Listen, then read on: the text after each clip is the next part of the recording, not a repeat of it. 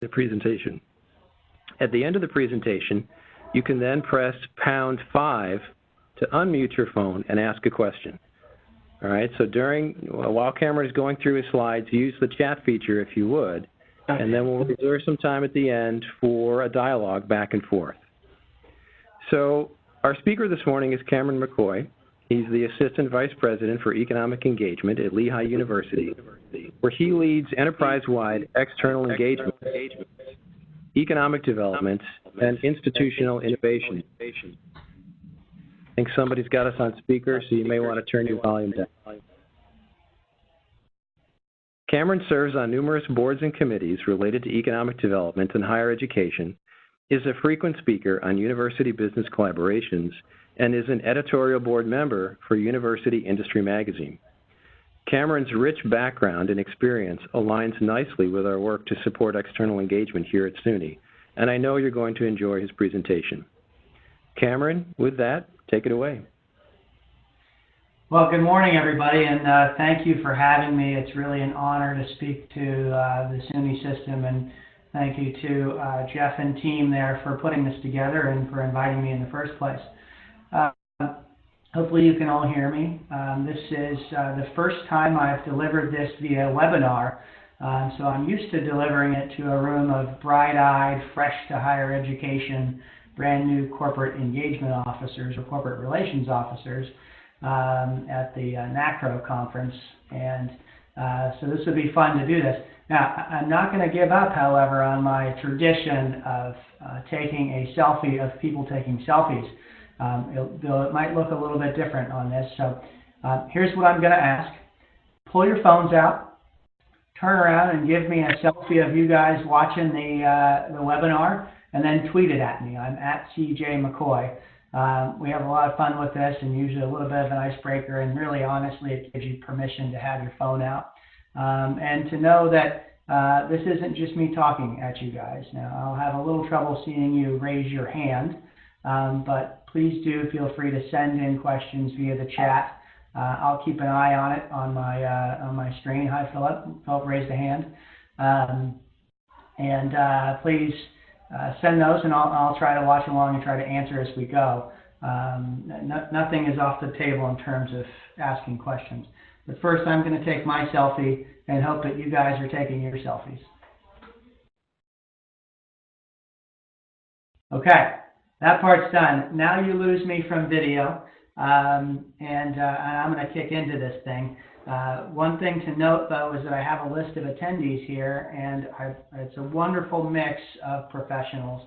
Before we start here, we've got folks from across the SUNY system, from the community college level up to the R1 Research University and everywhere in between, and a mix of professionals among the administrative lattice, from fundraising, entrepreneurship, workforce development, economic development, research, alumni, and even real estate. And the thing to note here is that even though this presentation was originally built exploring research universities, we are all a part of this ecosystem of university business collaboration. And that's an ecosystem that involves all types of universities and all types of professionals within the institution. So please think about your role in this broader ecosystem and how you relate, and think about the fact that the underlying tenets of this presentation generally hold true across the board. The other last piece there is that us research universities certainly could learn a lot from our friends at the other types of institutions, particularly as it relates to efficiency and alignment. So hopefully that comes out today, and we'll kick this thing off right now.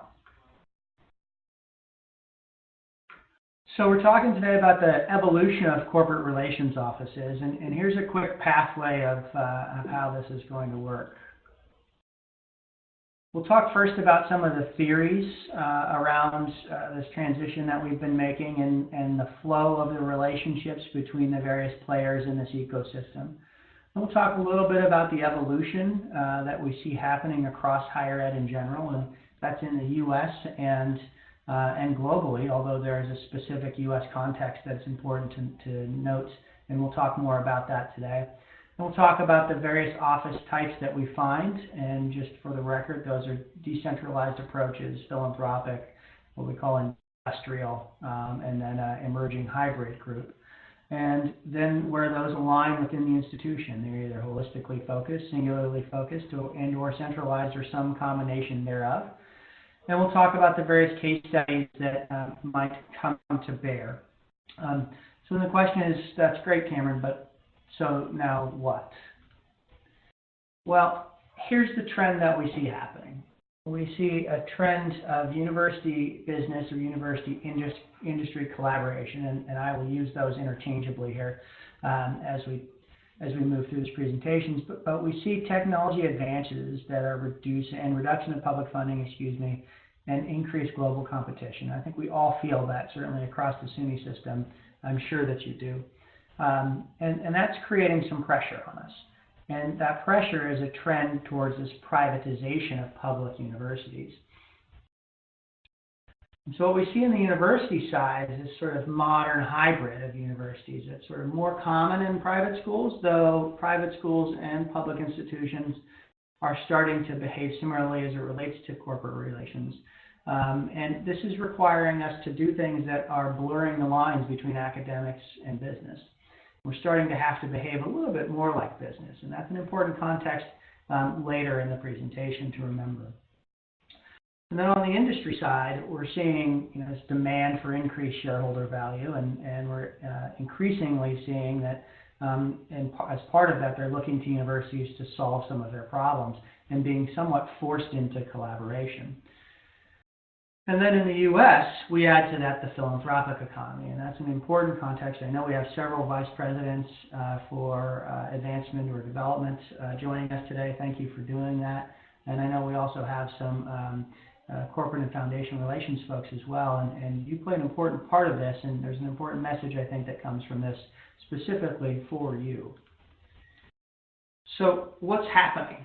Well, what's causing this from a theoretical standpoint, and not to get too academic here, but try to keep this as high level as possible, but we've trended away from what used to be known as the national model.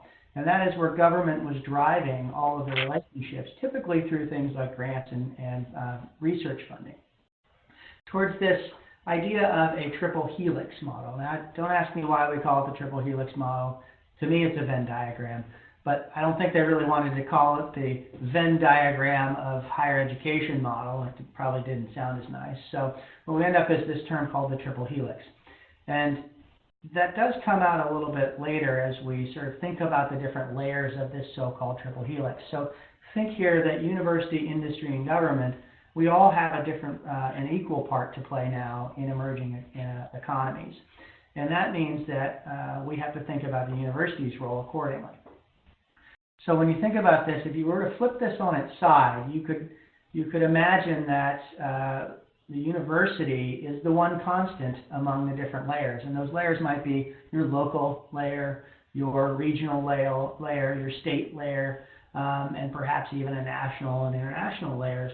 And there's different elements and different players at the government level across each of those. There's different players and different layers from the industry level, and sometimes they cross over multiple layers.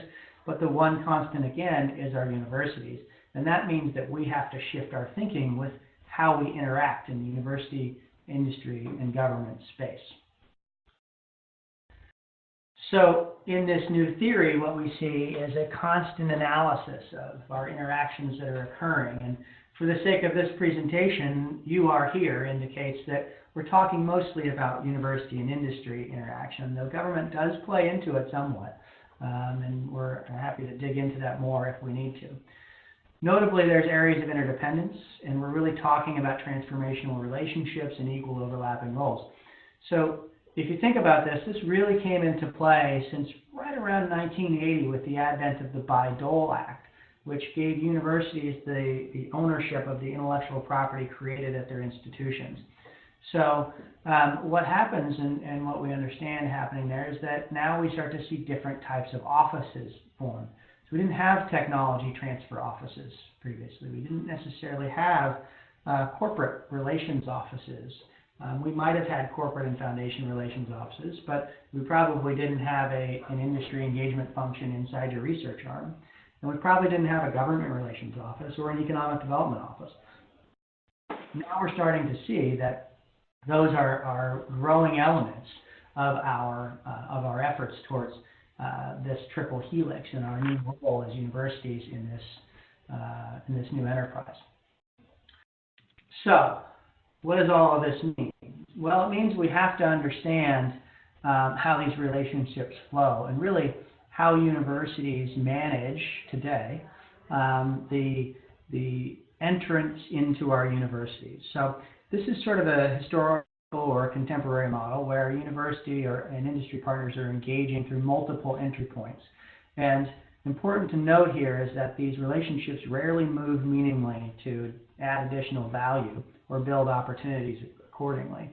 And so it might seem like we have a strong relationship with an industry partner and that then again, significant growth in that relationship is probably unlikely, and the relationship is pretty limited and sometimes frustrating to both parties. So the other piece here is that our universities rarely optimize these relationships and or maximize the opportunity with said industry partner.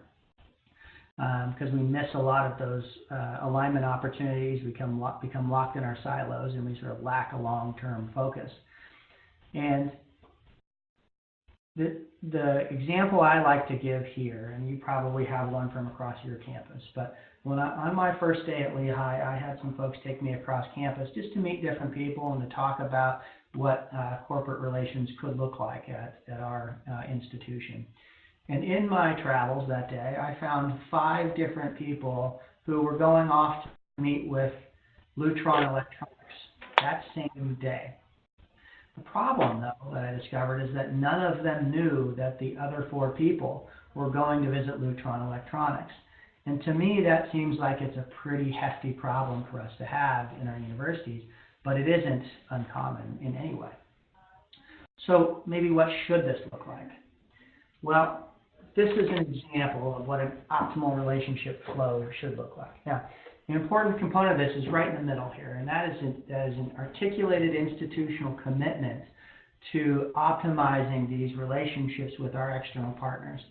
And if you are in the foundation space, if you're in the research space, if you're in the careers space, these apply to you as well, because you could build the same types of relationships, and we see these same types of relationships with non-industry parties as well, including other universities, but we rarely optimize them. And it's because we don't have that articulated institutional commitment to collaborate and move these relationships.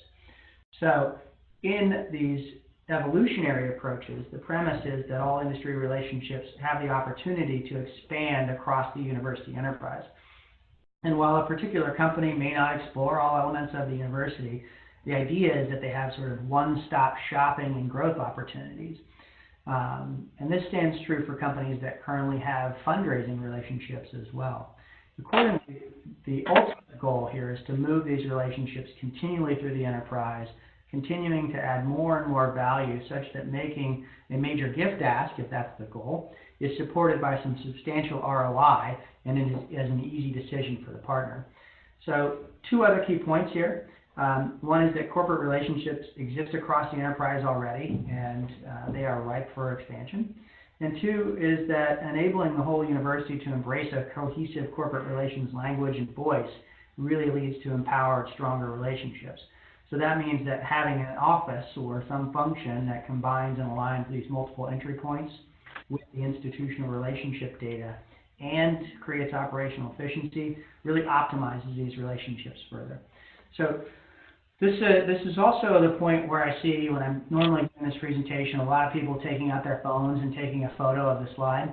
If you're out there taking a photo of your screen right now, that's hilarious. But again, I'd love to see a picture of that.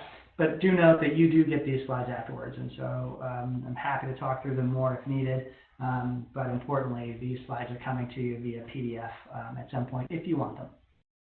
A couple other quick points on this. One of the things about these optimized functions is that there is fundraising and non-fundraising. Another is that they become this source of institutional knowledge because they're working across the institution in a rare way. The other piece here is that they do a lot of work towards what I call the legal plumbing or the legal infrastructure, meaning that they have to understand what research agreements mean, what hiring MOUs might mean, and how to manage intellectual property, which is atypical for a lot of our corporate relations offices. So what do we see happening here from the standpoint of evolution? We see a couple of things going on. The first here is that we have the decentralized approach to corporate relations. And I will tell you that every single one of your institutions has a decentralized approach. There's actually no way for you to manage that. But what we mean there is that anybody at the institution is creating a relationship and potentially representing the entirety of the institution to a given partner. And or that you have multiple people on campus that have relationships with multiple different partners. And so really what we want to get to is a more managed relationship, what we call a one-to-one and a many-to-many. So ignoring the decentralized is probably not our best approach. And instead what we want to see happen is an embracing of that. But typically what happens is that universities start to spend money or engage in doing things like chasing research funding and cause themselves to drive up some cost somewhere. And that then flips to, well, we've got to figure out how we can find a source of funding for this. And very often we look towards corporate to find the philanthropic side. And so the majority we find here of universities that are engaged in this space have a philanthropic approach towards corporate relations. And that is good and bad at the same time. We'll talk more about that in a second. The next thing we see happen is that universities say, well, wait a minute, I need to go get some more money for research activity, if you're a research university, or for workforce development. So we form this other corporate relations office that is either attached to or separate from the philanthropic office. And the umbilical cord between the two is very often left uncut. Meaning that you put in place this function that is supposed to do both of those things. And that creates some unique challenges for the people who are in that space. But it also creates some significant opportunities. However, all of those things taken together, we're starting to see a shift away towards a hybrid approach that takes the best of all three of these approaches and builds them into your institutional optimized approach. It takes into consideration the variables that are unique to you, the size and scope of your institution, the location where you are, and the history and opportunities that beget themselves, including other incentives from outside of the institution accordingly. Now, a couple more things that we have to understand here around these evolutionary office types. The first is that there are different approaches as well. One is holistic. So among these multiple office types, you might have someone who's philanthropic and say that they are a holistic office. What they mean when they talk about being a holistic corporate relations office is that they are thinking about the entirety of the university and the discussions that they have. That is converse to a singular focus. So in some cases, we see corporate relations offices that are philanthropic but live in a college. They're not necessarily focused on the entirety of the institution. And or we see an office that is centralized. So it doesn't report to a college, and it may not report specifically to the philanthropic side of the institution, and or it may not report specifically to the research enterprise. There is some conflation of that term, the centralized term, among offices across campuses, because someone may be in the philanthropic side and say that they are central.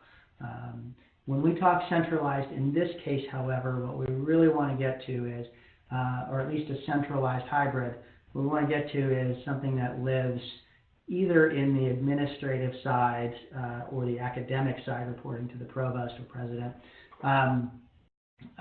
that is really truly centralized. And and not housed in one of these different operations. That becomes important because what we want to try to figure out here is, how do we measure this?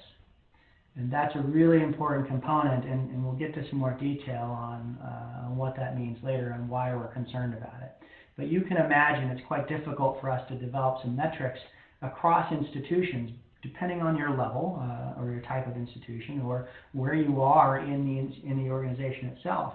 If you're a philanthropic office, the way we measure you today is different than we measure the way we measure a tech transfer office or a workforce development office or the research enterprise. And there are some pros and cons to that as well. Okay, so let's dive into this a little bit more.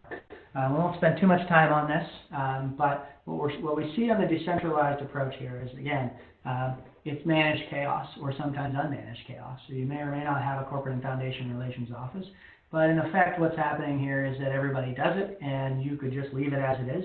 And foundationally, we see that there may be a question around effectiveness of corporate and foundation relations offices or other types of corporate relations offices, because this is happening anyway without our help.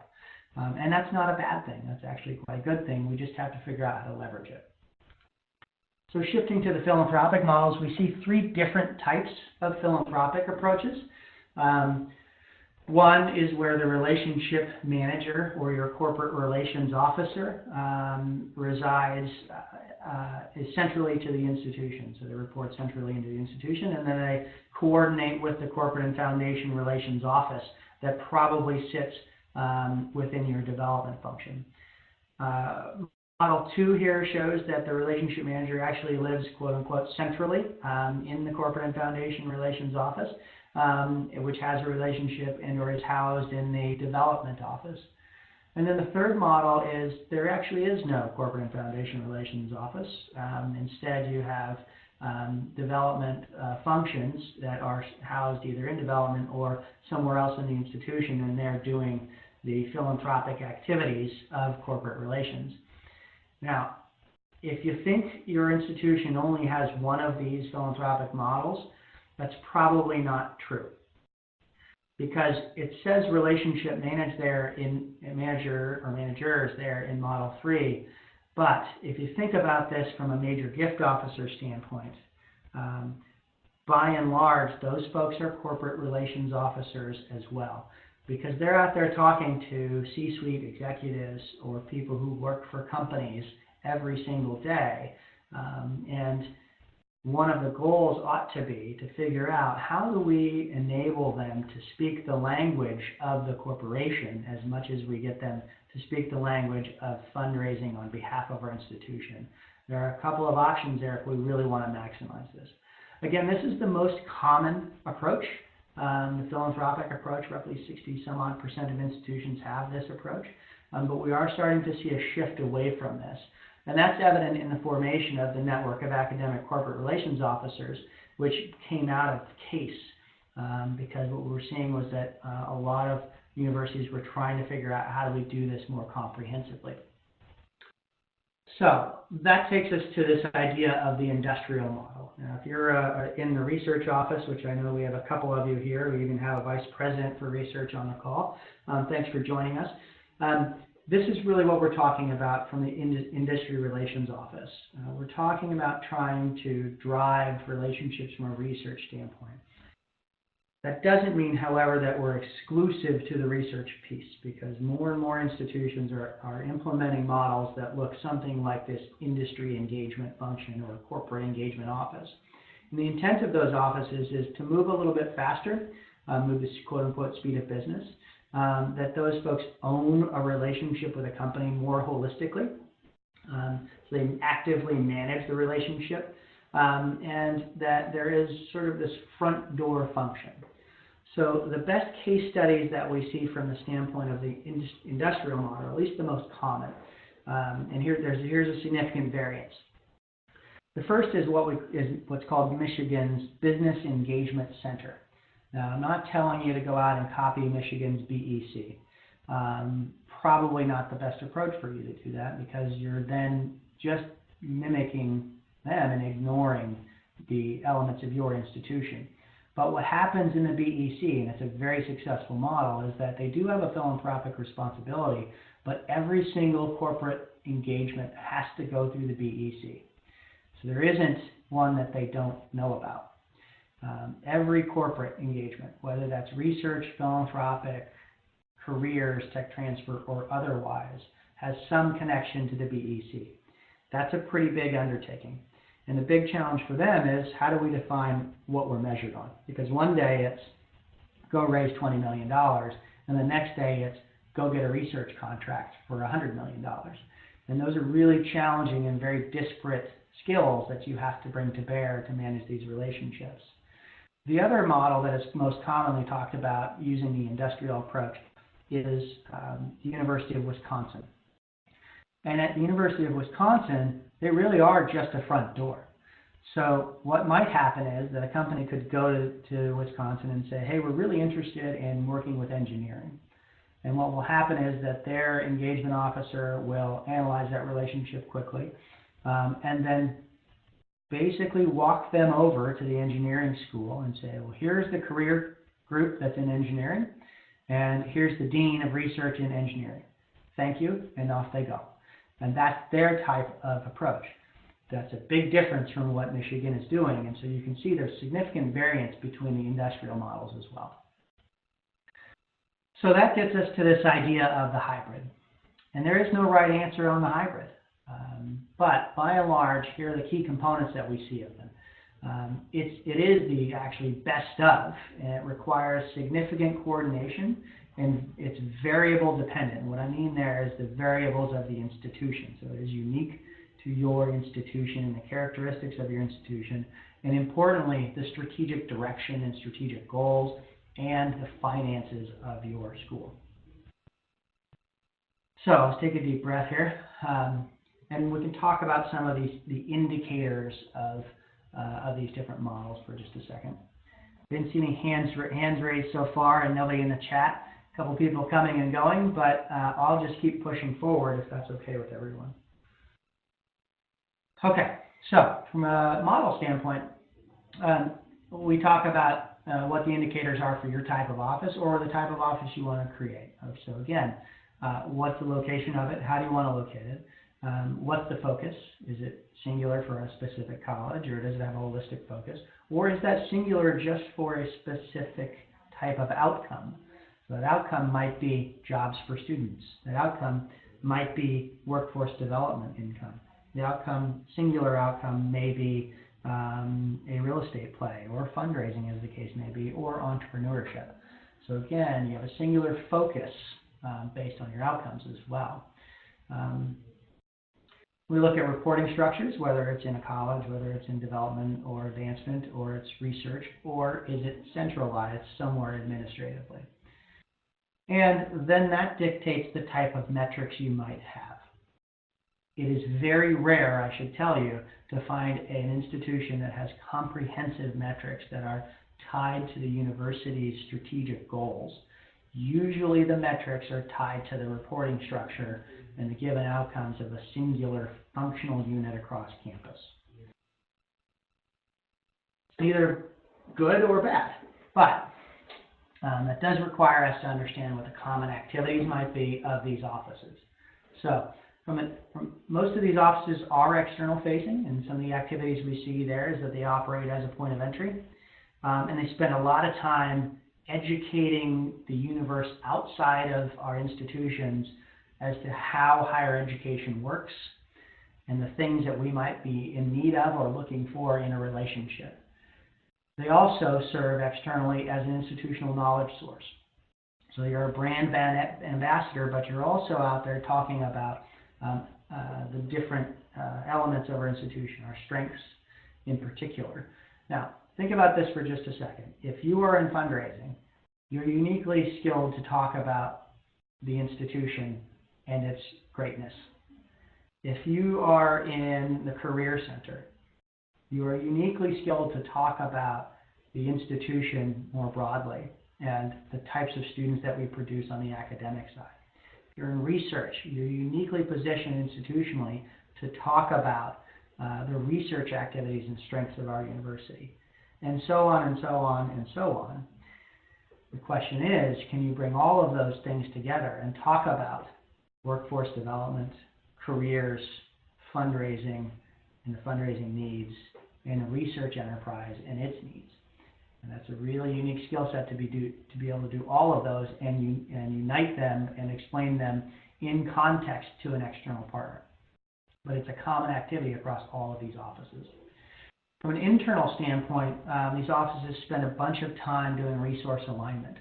So after having a conversation externally, they turn back around and say, well, how do we align the resources across the university, across the colleges and the operational side of the institution, including the financial pieces, towards some specific goal that seems to be in the best interest of our institutions.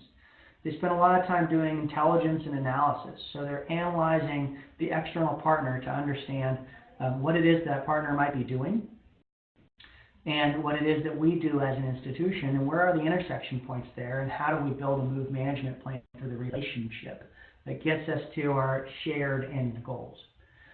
And importantly, they spend a lot of time internally educating the institution on what the market is doing.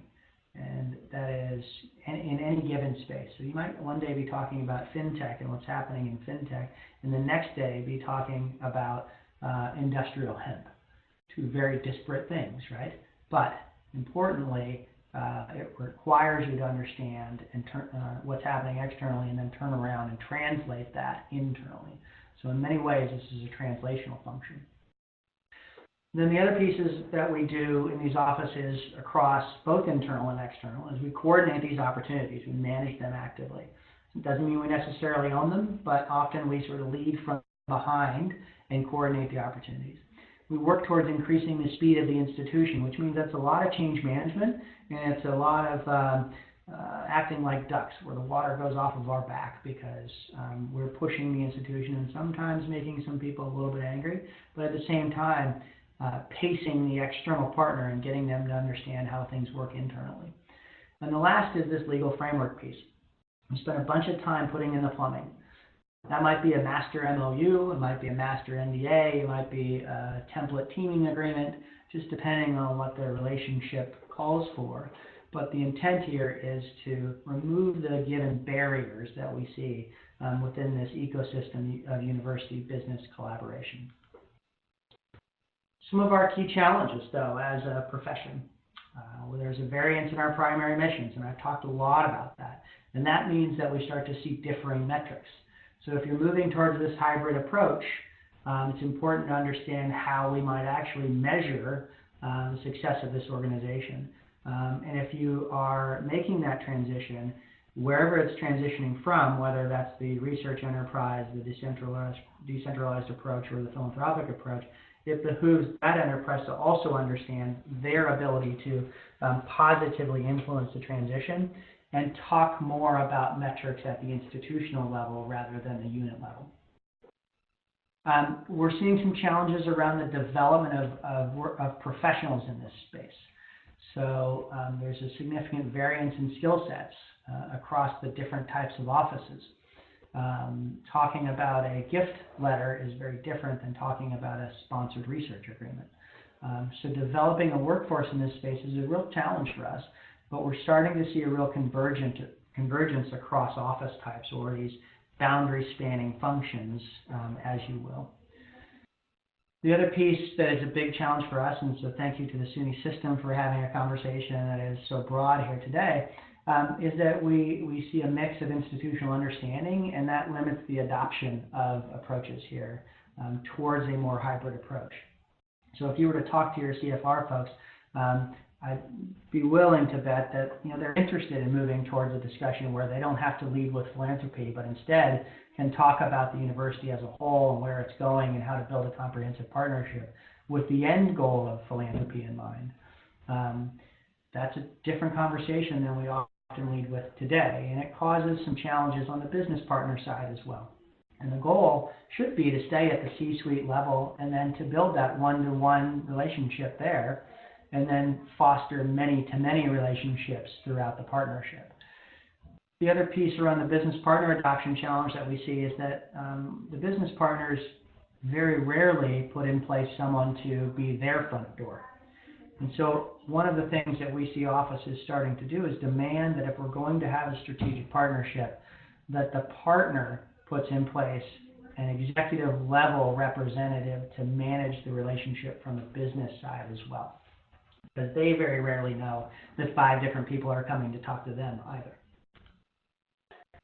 So a couple of other pieces here, the 5 essential elements, and this comes from a study that NACRO did a few years back. And what they discovered is that what we need are 5 key things here. We need this idea of institutional support, that stated institutional objective that I talked about. Since this came out, there is some significant research data, some empirical data that have very clearly pointed to strong positives and essential needs for this institutional support piece. And we can talk the p-values if you want to, but neither here nor there. The point is that the institution has to make that stated institutional commitment to building articulated, comprehensive relationships. The next element is around mutual benefits. Oftentimes we go out there with just our institution in mind, and what we're seeing is a demand and a shift towards creating bipartisan goals. The next is this idea of the one-stop shop. We don't see this really anywhere at any university quite yet, where all of the university, industry, and government functions are all in one shop. Maybe the closest is our shop here at Lehigh, and even then we don't have everything in it, but we are authorized to talk about all of these opportunities and coordinate them. This integrated approach to research development, and the question here is why bring out research? Well, remember again, this is originally intended for research universities, but the real point here is that universities and colleges practice this thing called striving. And what they're doing is they're trying to move up the rankings or the classifications, if you're talking Carnegie classifications, and that causes us to make some decisions around the operations of our universities. Most of the time that's implementation of research activities or increasing our research expenditures because those have a big impact on prestige. And that means then that we start to do other things like create a tech transfer office in hopes that we can recover some of the cost of chasing research. And what's important here is to note that we're seeing a shift in corporate relations offices to really bring all that one-stop shop stuff together to coordinate this effort towards increasing research or increasing degrees. Where should we increase the degree types that we're offering if we want to strive in that regard? The last here is this campus coordination, and that's an essential element, this ability and authorization to speak on behalf of the university and to coordinate efforts accordingly, particularly at the strategic level. And one of the final statements that the NACRO folks make here is that over time, the amount of truly philanthropic support a university receives from a company will depend in part on the number and quality of non-philanthropic engagements. It's an important element here, and we see it over and over again, and the research data are proving to be true in this regard as well. Now, I can give you some examples for you philanthropy folks out there if you'd like to of what we've seen happen here at Lehigh. We also at NACRO have done some survey stuff, so 85% of our institutions are maintaining or expanding their missions. Most of those are expanding now. But only 56% of NACRO members report directly within the development office structure. That's a big shift from several years ago. In fact, that number is probably closer now to 60% of offices. But 35% of them report into the vice president for research side of things. And only 9% have that conjoined structure. We're seeing a big shift among that 56 and 35% of shifting more centrally. And those are new data that aren't in this slide, but that's because 75% of institutions are saying that they want to move towards a comprehensive model. And even though we say that, only 30% have a board structure or council that sort of formalizes and oversees that approach. And it's interesting to see SUNY taking a system-wide approach to this, and that's relatively unique as well. So kudos to you. But I encourage all of you within the system to understand how to leverage the efforts of Jeffrey and team. Because the universities that figure out how university-industry relations work are the ones that are going to excel in the next 10 years or so. Okay, a couple more things to study here, and this is a relatively new study, but this study comes from the Science to Business Marketing Research Center, and they did a survey across 17,000 people. These are from industry and in institutions, academics and managers across the EU. And these are relevant to us here in the U.S. But when they asked about barriers to creating these relationships and they talked to higher ed management, we see that there are limited resources for subject matter experts. We lack the funding to go do this, and there is no government funding to incent it. And we know that to be true here in the U.S. as well. On the academic side, they're looking for more resources to do their research. They run into a lot of our barriers, including the legal side, particularly the IP piece of this. And then we don't give them a lot of time to go create these relationships and or help them manage them. And the businesses say that they have sort of lack of people inside of our universities that can speak the language of business. We see different motivations. They're trying to make money and produce a product, and we might be trying to do basic research. And we have different time horizons. So to summarize those, we see that the barriers, depending on your perspective, is that we don't have enough money to incent us to do this, and we don't want to allocate the resources internally. The academics need more money to do their work, whether that's teach or do research, and they run into time and bureaucratic challenges, and we see big cultural differences with business. The motivators, on the other hand, these things that encourage us to go create these relationships, from a management side, we see this opportunity to go get some more money, some financial resources, to improve our employability, and to see our impact on the world.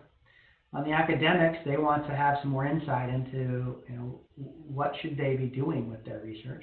They want to see their research move into practice, that impact as well, and they want to address societal issues. The businesses want access to that knowledge, whether that's inside of a person or intellectual property.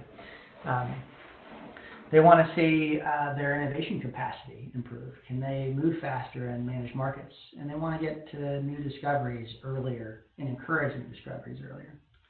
Those are motivating factors, right? They want to see more funding, more research activity and impact, and we want to see new discoveries and innovation. So to me, the facilitators of this piece that all three of them say enable us to do the work that we do. If you look right across the top there, and I'm not even going to dig into all of these because by and large they're the same, but the most important piece here is that higher ed managers, administrators, academics, and businesses all say that trusted relationships lead to stronger outcomes and better UBC. Think about that for just a second. Corporate relations offices, and all of you, whether you're in the fundraising space, the workforce space, the economic development space, the research space, alumni, real estate, or entrepreneurship, whether you're at a community college or you're at the system level or you're at the R1 research institution within the SUNY system, every one of us is in the game of creating trusted relationships. And that's an important element to remember as you're embarking on this effort to create or modify your existing structures or build them. Okay, so what do we do with all that knowledge then? Well, so far not so much. I mean, the data are pretty cool, but this is complex because the world is complex and the higher ed world is even more complex. So what we do know from all of this study and the whole summary of this is that we have a lot more work to do to figure out what matters to our institutions. And that's an important piece, is really truly aligning to the institution. Relationships matter, mutual commitment matters, awareness matters. The barriers are different for each of us. Our goals matter, the culture really matters, the bureaucracy is there. But being holistic matters most, and trust matters most. And when I say holistic, what I mean is, maybe perhaps I'll give you a case in point. It's a different question to say to your tech transfer office, I want you to go get $20 million in license income. And it's a different question to say to your corporate and foundation relations people, I want you to go get $17 million in gift income, than to ask them both to drive down the cost of doing research or to drive down the cost of education, or to enable scale in the education piece, or to enable better alignment to workforce outcomes. You're going to incent them differently if you ask them these questions that may be better aligned to the institutional outcomes that we're looking for. And in the near term, we often think that those mean go get more near-term dollars, and perhaps that's not the case. So we have launched the largest UBC study for North America. This is a partnership between us and the University Industry Innovation Network. We're trying to do a complex correlation like the one I just talked you through of what does matter. That looks across philanthropy, office type funding, reputation, et cetera. And this is unique to the U.S. I think they're going to offer you the link to this. I would encourage you guys so we can have some U.S. basic data and maybe some SUNY system data to pop into that link and take the survey, but also to share it. Share it with your external partners because we need some businesses to answer, business professionals, and share it across your institution. We want to hear from academics, and we want to hear from every one of you, and we want to hear from your senior leadership as well. So share it and encourage answers here. And hopefully what we might be able to do is produce a SUNY-specific case study that can talk to the system-wide and your various institutional types. So with that and me doing all of this talking, I think I finished just a couple of minutes behind my time frame. But let's open it up for some questions. I'm going to pop my video back on, and if needed, we can go back and look at some other slides. But I'm hopeful this has been somewhat helpful to you. I know it's a lot to cover in such a short time frame.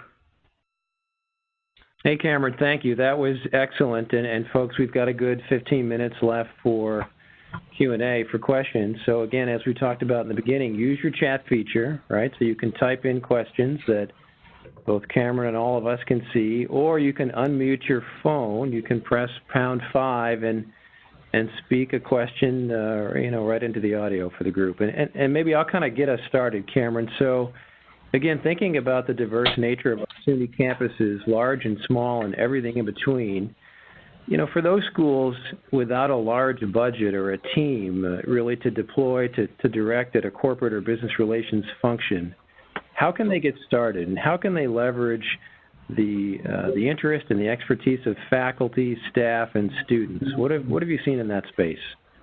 Well, again, we do look at across all institutional types when we study these types of offices. Again, this presentation was really originally built towards research institutions, but that doesn't mean that the lessons aren't applicable here. So a couple of pieces I think are important. The first is to recognize that you already have corporate relations offices.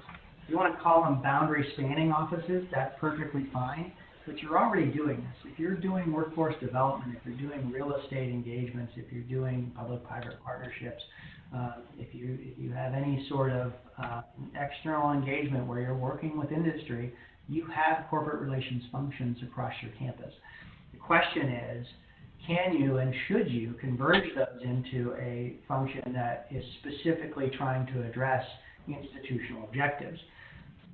And so what I would encourage when you're thinking about that is maybe you don't spend new money, but you really think purposely about the allocation of your resources. And that's funding, but it's also people and it's time, right? How much time are you going to dedicate to this and to what end? I encourage, regardless of institution type, looking at how you can institutionally matrix these functions. So can you make them comprehensive and aware of the institution? And then we look at how are they informed about what's happening within the institution. And then some sort of a centralized approach, I think, is really important. And when we start talking about what the outcomes might be, that's an important piece here, too. What I encourage you to do is to think about how does this office focus on building reputation or enhancing our reputation as an institution? Because that leads to more opportunities to engage, right? And that's the trust component, and probably the first piece. The second is, how are they going to generate resources, and what resources is it that we want them to generate? And that's an important question, right? It's not necessarily cash in the door. It might be a different type towards addressing a different question that's important to the university or the college at a certain level. The third, and this is an interesting one, is I encourage these offices to start to look at innovation and alignment inside the university. So how are you fostering innovative thinking, entrepreneurial thinking, and innovative approaches inside the university towards these external engagements? So here's a case in point. At Lehigh, we're focused right now on blockchain for education. And we got started in doing that because we wanted to align our career center better. We wanted to put the educational components, not a piece of paper, diploma, or a relatively useless transcript in the hands of the student, but rather give them the underlying elements of that and then incorporate within it the out-of-classroom learning pieces, right? So they could basically have a Lehigh education as currency when they go out to the workforce. That's a blockchain piece, right? But that requires us to force innovation and work on innovation across the institution and encourage efficiencies, which is the fourth thing. And I encourage institutional efficiency and resource use. And so really, these officers should start to think about not only their work, but the work across the university and how we're efficiently getting to these goals that we're after. And I think the final piece is that they have to be maintained and be purposeful about being internally and externally engaged. You can do all of those things without spending any more money. It just takes the institutional commitment to converge them and really put in place a combined strategic opportunity or goals. Thank you. That was an excellent answer. I appreciate that, Cameron. All right, let's open it up. Folks, who else has a question based upon what you've heard this morning? Come on, don't be shy. No questions means I did a terrible job, so.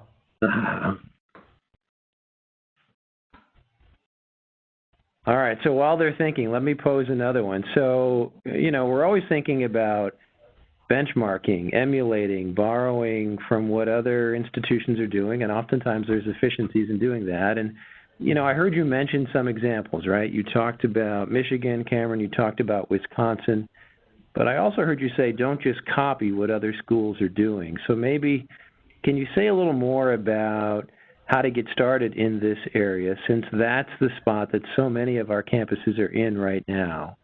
Yeah. What can they do in that area? Go ahead. Yeah, so I mean, there certainly is a ton to be learned from other universities, but you can't go out and practice isomorphism just because other schools have it. And we see that all time and time again across universities, and all it does is contribute to more expense for the university and doesn't contribute to the efficiencies or resource increase that we're necessarily looking for. So depending on your institution, I would sit down and really think about what the goal is that you're trying to enable. And that might be better alignment with workforce opportunities, or it might be engaging or elaborating the entrepreneurial ecosystem, or it might be efforts towards increasing your research enterprise. Those are the first questions you really as an institution have to ask. What is it that we're trying to get to? And then turn around and you can go look at other universities or colleges, as the case may be. And I would look at all levels, right? I would look at community colleges and how they're engaging to apply to the university efforts and vice versa. But you can't go out and just copy offices. And that's where we run into some problems, and it's very common to do that. Here's a case in point. My friends down the road, I love them to death. Rutgers is an incredible university, but they've just posted a job to have somebody recreate Michigan's Business Engagement Center, and completely are ignoring, seemingly ignoring anyway, having not spoken to them, but they're ignoring the context of Rutgers and what's great about Rutgers. So there's probably some lessons to be gleaned from looking at Michigan's model. For example, is there a benefit to having every corporation come through one office? Maybe, maybe not. What's the expense associated to that? What's the outcome that we're looking for? Does that lead to stronger relationships, or does it inhibit relationships? The real questions you have to ask there are, when we create these offices, to what end, and how do we make them ours? Thank you. So, Cameron, I do see we have at least one question in the chat, maybe more. Can you see those? And we're just trying to repaste them so everybody can see them. Folks, and if you're posting a question, do it, so everyone can see it, not just a private message. Cameron, do you see those? Yeah, I do see one from you guys. That asks for examples of how others have worked. Okay, hold on. Oh, here's one from Nick. 1 second. Speak a little bit more about the specific metrics of CRO. Yep, I can.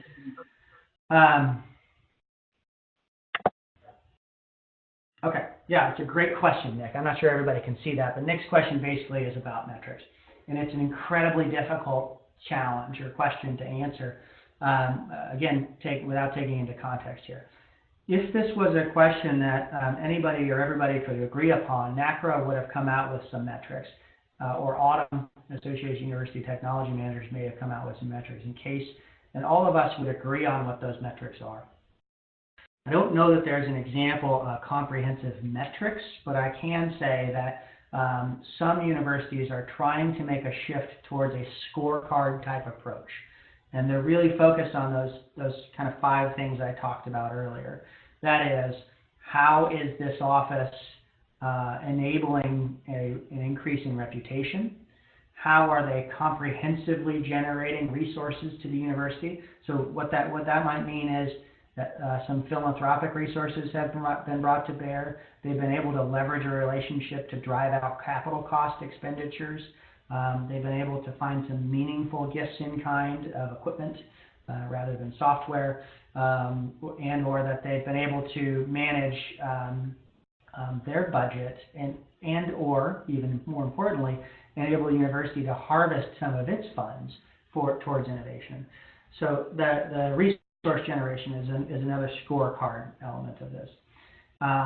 We also see some measures of efficiency, so increasing yields in deals, and then we see a lot of relationship health metrics occurring. So have you taken a relationship from start to extensive? And that's useful in the career space as much as it is in the philanthropic space. So all of that to be said, when you ask about an ROI for the metrics, you have to take in, again, the context of the institution and figure out what the ROI is. Today, we have a tendency to look at the ROI of intellectual property commercialization, and by and large, it's not very successful. We start to look at corporate relations and its ROI. And I could give you an example from Lehigh. Since we've stopped actively chasing philanthropy dollars from corporations, we've actually seen those dollars go up. It seems like we're doing it backwards, but the question is, how efficient are we in generating external revenues to the university? And it's not a question of how much money did I generate from philanthropy. So I'm not sure, Nick, that I'm fully answering your question, but I think you're on the right path here, right? Looking at dollars awarded plus student internships plus papers published, you're starting to see a more comprehensive approach to this, right? Thought at the institutional level. Kathy has sent me a message that asks me how you meld alumni communications to promote entrepreneurship in concert with the philanthropic groups within the institution. And that's a really interesting question. We actually have been very thoughtful about how we work on the alumni side, not just the alumni office, but the alumni that we interface with in the philanthropic enterprise, with our more comprehensive corporate relations piece and our careers piece. Because dollars to donuts, every time you go out and talk to some alumnus, we find out that the first place they want to help us is by hiring more of our students. So it's almost that front door. And so what we wanted to understand was, how do we leverage that relationship to both scale our career center in opportunities, but also position giving from the corporation and from that particular alumnus. The other place where we're melding is with the alumni group and the philanthropic side of the university in giving them data. So our fundraising arm, major gift and principal gift officers on a regular basis will reach out to us and say, hey, I'm going to go talk to the CEO of XYZ company, whether that's a startup or otherwise. We're able to take a look across the institution and give them a perspective on how that company might best work with Lehigh, which really changes the conversation. And it takes it away from just being about how much passion you have for the university and makes it about how much passion they have for the work that they do on a day-to-day basis and how Lehigh can be a part of that on a day-to-day basis. So that doesn't get specific to your entrepreneurial question, but it does talk more to the alumni piece. On the entrepreneurial side, we do a lot of work on how we position the university in an ecosystem. So we did some significant work in creating relationships in Silicon Valley to the point where we have an office that does corporate relations and admissions and philanthropy in Silicon Valley. We did the same. We just embarked on a trip last week or 2 weeks ago to London to explore that. And those are entrepreneurial ecosystems. And how do we engage our colleges in that space as well? So hopefully I answered that question. And then I have a question from Audrey that asks me if I have some examples of how others have worked with various departments and schools to share their corporate relations with the office, which is housed in advancement. Yeah, that's a really tough one, right? Because what I think you're asking me is questions around who owns a relationship. And what we see time and time again is that when you can make some transparency in your corporate relations process, and importantly, if it gets moved out of the philanthropic side, this helps a little bit, but they don't necessarily have to do that. You can create some transparency in the engagements. That helps a lot, right? So we thought of it when we used to be in the fundraising side as a service that we might provide. So that's to our fundraisers, but also to the colleges and to the faculty and the different departments across campus who are out there talking to companies on a day-to-day basis. They want to not be embarrassed about not knowing that 4 other people are coming to going to that company, and they want to know about the university's broader position or the college's broader position with said company. And so we find that when we start to share those data and our intersection analyses, we see more engagement and more requests for those and more conversation across the institution. And it also allows us, if we start to see something bubble up to a more strategic opportunity, taking into consideration downstream funding, markets, and institutional capabilities, it allows us to bring the parties, the collective parties internally to the table to talk about what our strategy should be going forward. So the more times we are able to act as a translator and a conduit, the more times we see information sharing and people willing to sort of let go of their total ownership. Particularly if they do own a relationship, they want to have the data that other people are talking to said company. Hopefully that answers that question as well. Cameron, thank you. And there's just one more maybe we try to squeeze in. I see a question asking, what does this space look like in 5 years? So looking into your crystal ball and reflecting back on what you've experienced, and maybe even 2 years out, right? What do you envision for the future? What can you project in terms of trends, and what does it look like? Well, let me throw that back on you guys, because it really depends on what you do, both at the system level and at your individual institutions. Over the past, if we look back in the past 5 years and try to look more stochastically or create a stochastic equation on this, I would tell you that the pace of change is going to continue to be slow. Unless the challenges towards funding of our institutions become so substantial that it really forces the hand of our senior administrators to think differently about this. So we need more universities and more systems and more colleges to start to think more purposefully about the allocation of resources to these offices and personalizing them and then talking about them more publicly and what they're doing and the outcomes that they're looking for. What's the actual ROI here? So I think in the next 5 years or so, to really answer your question, the pace of change has been a little bit slow. We haven't seen too big of a shift. We still talk about the philanthropic side for the most part, almost all the time. So we'll have to have more and more examples, but I think we're going to see a shift towards more of these centralized hybrid approaches that are required to talk about the university more comprehensively.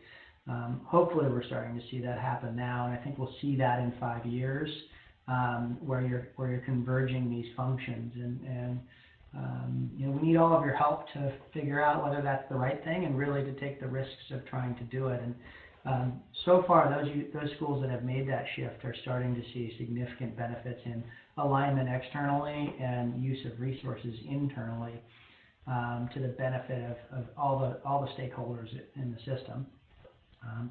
So that's a terrible way to answer that question, because I can't suggest we're going to make substantial leaps and bounds, but I do think we have some momentum right now that is moving towards this more hybridized approach, and technology is going to play a big part in that. No, that's a great answer. Thank you. And I guess the good news is, you know, here at SUNY, we're on that path. We're part of that momentum. So forward for us. Hey, I want to thank you again, Cameron. That was an excellent session. I really appreciate your time. And just to remind folks, everybody who registered for today's webinar will get an email, a follow-up, both asking you to do something and providing you with some information. So we'll ask you to take a very short survey to give us some feedback on today's session and to think about future topics. We'll provide you with a link to the recording of today's webinar. We'll provide you with the slides that Cameron went through, so you don't need to photocopy what you saw on your screen. You know, again, think about what we need for the future, what your ideas are for future sessions, and how topics like this can be helpful to support your activities. So, Cameron, any final words from your perspective? Well, again, thank you guys for having me, and I would just offer, you have my email address if you guys want to reach out, and I can provide you any sort of other examples that you might be looking for, connections to other people in this space, or even some different models of what this university business cooperation ecosystem might look like. And/or you need someone to speak on your behalf to your leadership accordingly, just let me know, because really what's important to me is that we're able to help you evolve and get to something that is meaningful work for all of us and beneficial to those constituents we serve, our faculty, our students, most importantly, and the regions we live in. Cameron, thank you. That's very generous of you. All right, folks, with that, we're adjourned. Thanks for your participation. Have a great day. Take care. Thanks, everybody.